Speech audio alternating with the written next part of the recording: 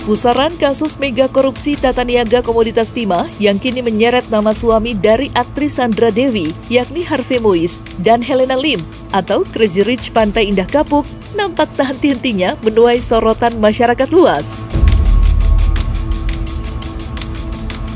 Namun menariknya, walaupun Kejaksaan Agung telah menetapkan tersangka sebanyak belasan orang, JJ Armstrong justru menduga bahwa masih banyak lagi pihak-pihak yang diduga kuat terlibat dalam praktek tidak jujur tersebut.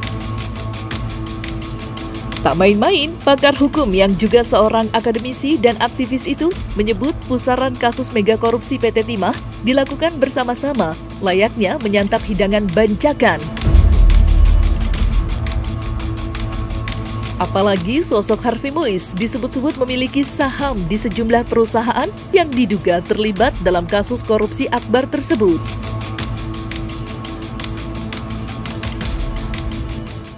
Yang namanya korupsi PT Timah itu kalau bagi saya menganalisa itu bagaikan seperti kayak fenomena gunung es, ya kan, di mana penyalahgunaan izin usaha pertambangan itu sebenarnya masih belum atau masih banyak yang belum tercuhat gitu.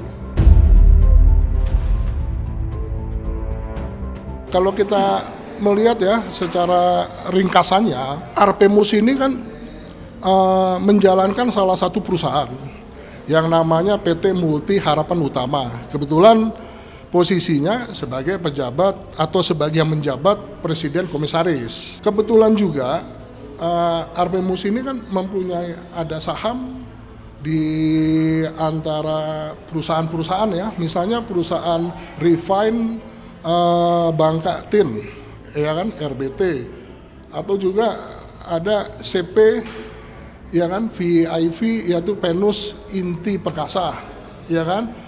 Di situ juga ada juga sahamnya Arpemus itu di perusahaan PT yang SIP misalnya, ya kan. Di juga ada RAB, ya kan. Ada 5 perusahaan lah sahamnya dari Arpemus itu. Nah, Arpemus itu, ya kan, dengan ex-direktur yang sekarang ini yang namanya itu adalah Ahmad Rifai Falevi Tabrani, itu kan disebut-sebut ya yang sudah menjadi konsumsi publik ya di masyarakat itu melakukan akomodasi tambang ilegal yang memberikan suatu benefit atau profit, keuntungan, ya kan. Nah, di mana mereka berdua itu menyepakati bahwa akomodasi tambang ilegal itu disamakan dengan sewa menyewa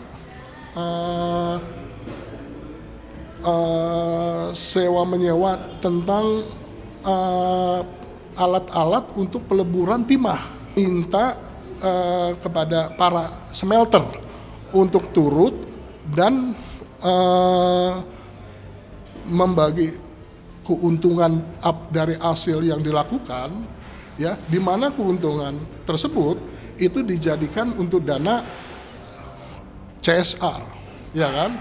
Nah, dana CSR itu pada saat itu difasilitasi oleh PT OC, yaitu Helena Lim, ya kan.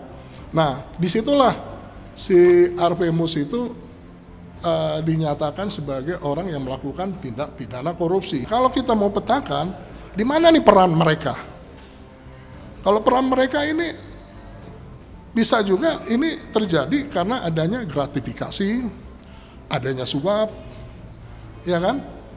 Sama dengan tadi disebutkan bahwa Helena ini kan posisi memfasilitasi, berarti di situ kan ada gratifikasi, ada suap, ya kan, dan sebagainya lah ya.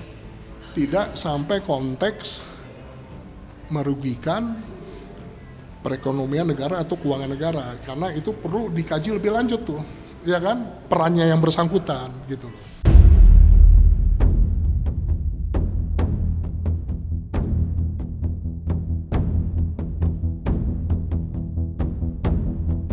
Bukan hanya dari sosok J.J. Armstrong, hal yang senada sendiri juga pernah dituturkan oleh Iskandar Sitorus.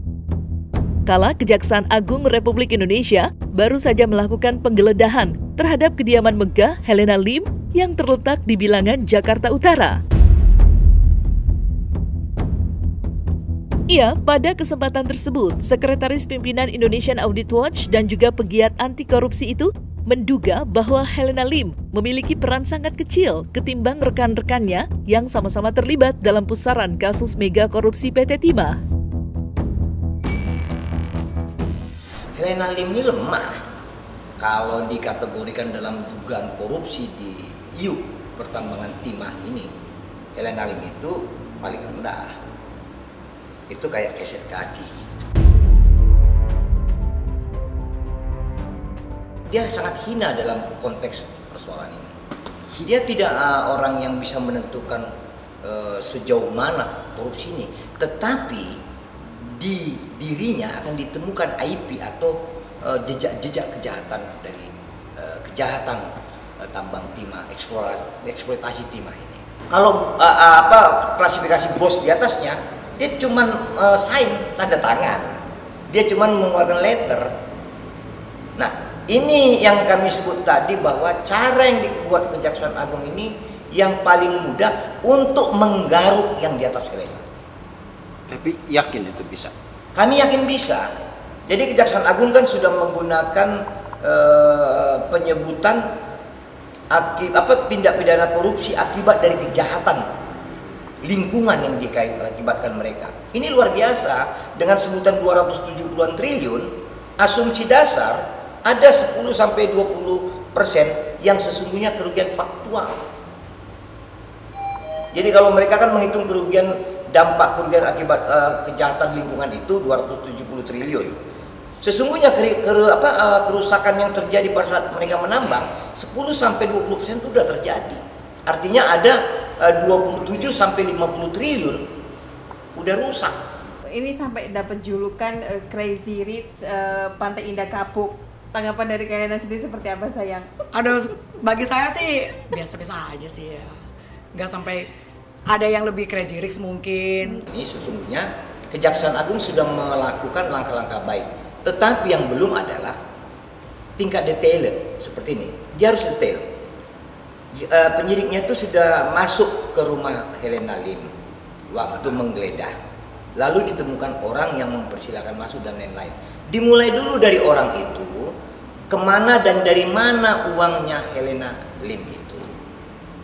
Dari mana datangnya, apakah ke korporasinya, apa langsung ke rekeningnya Helena Lim. Dari Helena Lim dilihat ke siapa uang itu. Atau dari uang perusahaan Helena Lim dilihat kemana uang itu. Karena bukan tidak mungkin uang kejahatan dari tindak pidana korupsi yang bersumber dari kejahatan pertambangan timah di Bangka Belitung ini akan bisa mencuci atau teraliri kepada kejahatan lain. Bisa jadi untuk bisnis narkotika, bisa jadi untuk bisnis perjudian online. Nah, itu kecenderungan yang kita lihat, angka-angka itu yang mungkin diambil oleh orang-orang BOD, boardnya PT Timah itu. Kemudian nanti bisa mengalir pada komisaris-komisarisnya, bisa nanti mengalir pada pemilik saham di situ, nanti bisa mengalir pada kontribusi pada pemerintah daerah provinsi atau pemerintah kabupaten kota yang ikut di dalamnya. Kami yakin yang dilakukan oleh Kejaksaan Agung itu luar biasa. Dengan penyebutan hampir 300 triliun kerugian negara, kita harus hormat kepada Kejaksaan Agung. Kalau kami lihat dari kasus IUP PT Timah Persero ini, lebih banyak pelakunya itu corporate crime.